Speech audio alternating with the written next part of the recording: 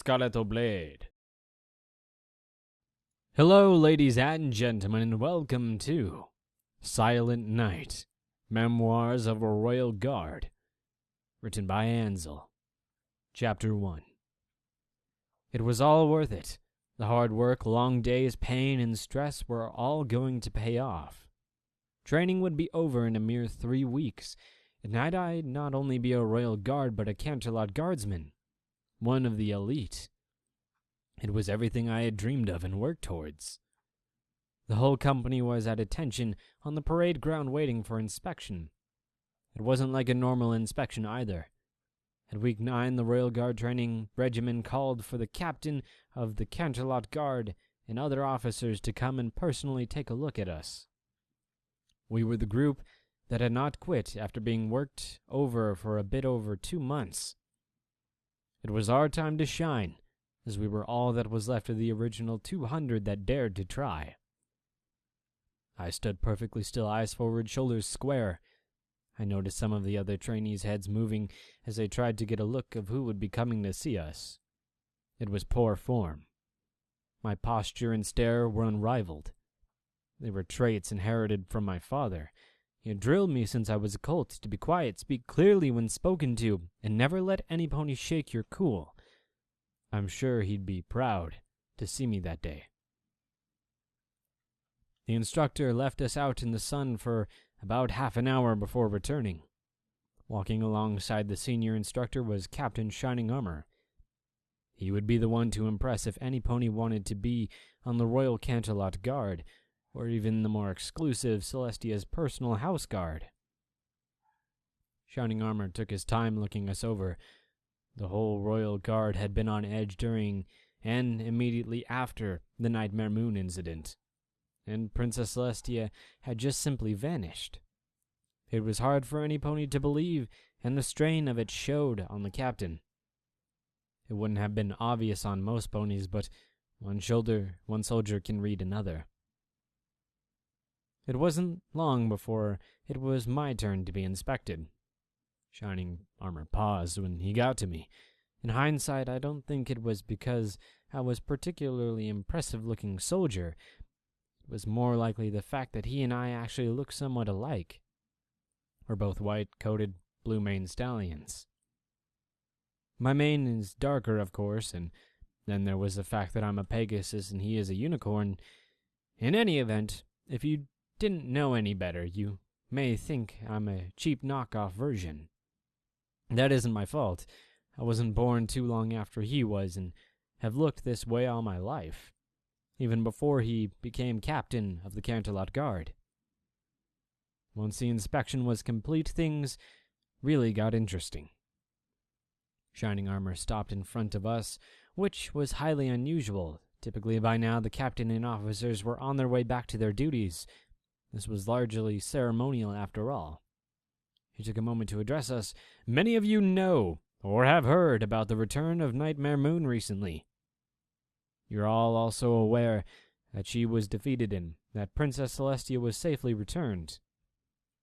What you may not know is Princess Luna has shed the guise of a villain and now walks among us for the first time in 1,000 years. When I say professional decorum was lost, I'm being polite. The polished recruits let out a collective gasp as there was murmurs in the ranks. It was as if some pony had blindsided us all. It was what he said next that led me to the life I live now.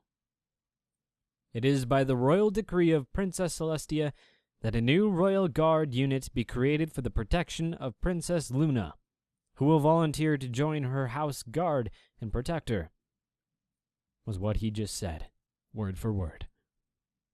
The murmurs gave way to dead silence and blank stares. The captain was asking us to guard Nightmare Moon.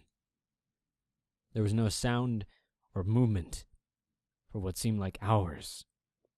I'm not really sure why I did what I did, but in school I had always felt like Princess Luna was more than just a villain.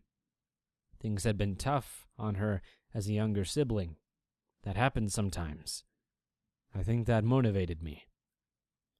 Without a word, I stepped out of line looking calm and confident. In my head, I was screaming, "Stop, Hooves, stop! You've got a chance to join the Canterlot Guard! Why would you do something so foolish?" My hooves didn't stop, however, and I quickly felt like I had 100 pairs of eyes on me. The senior instructor walked over to me and Shining Armor followed. The captain said, "You volunteer? What is your name?" "Silent Knight, sir." My senior instructor chimed in for me. "He doesn't say much, but he is an exemplary recruit. Always by the book and professional."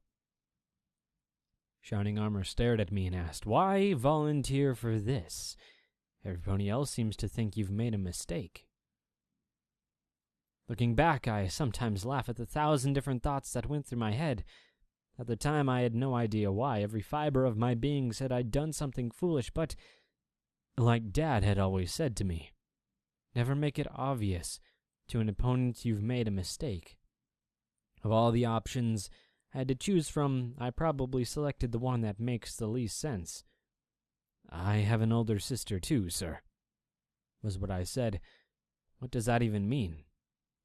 I guess at that point Celestia was watching out for me, because he actually smiled at me and said, "Well, Silent Knight, come along then."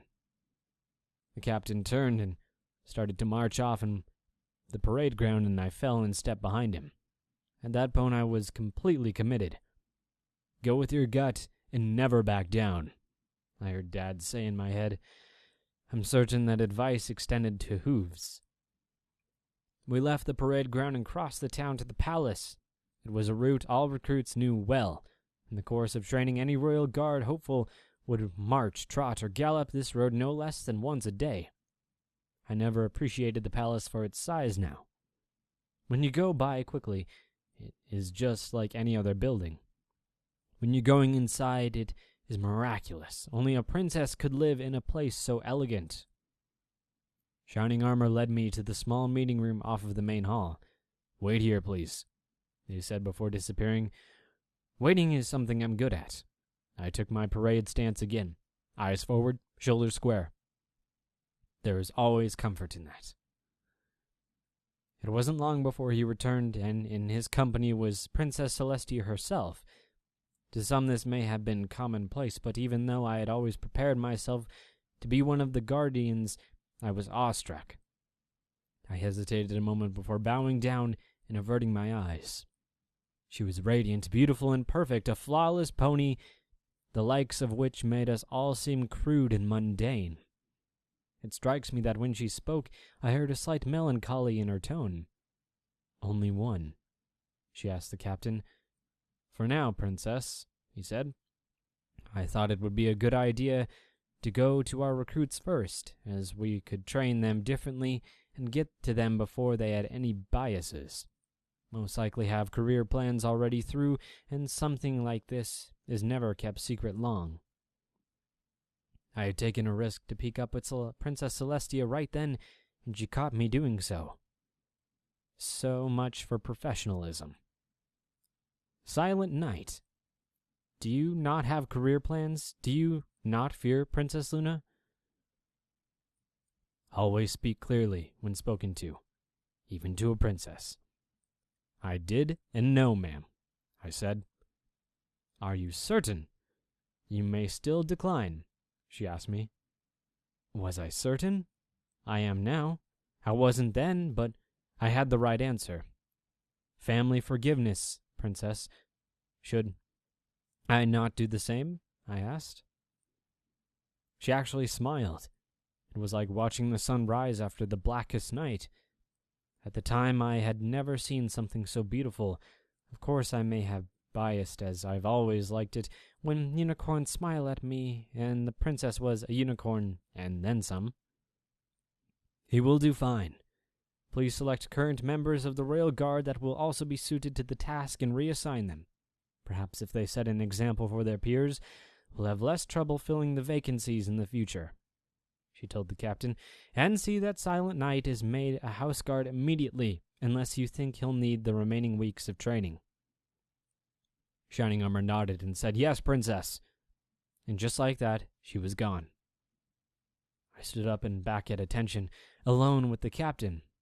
He asked me plainly, "Do you need any more training?" "No, sir." It was true. I wasn't the best trainee in the company, but I was up there. If you make it 9 weeks, the rest is pretty much learning ceremony and how to keep your mouth shut. I was the best pony in the department, being quiet, that is. The captain nodded and said, "Very good. Well, come along then. We had best get you situated.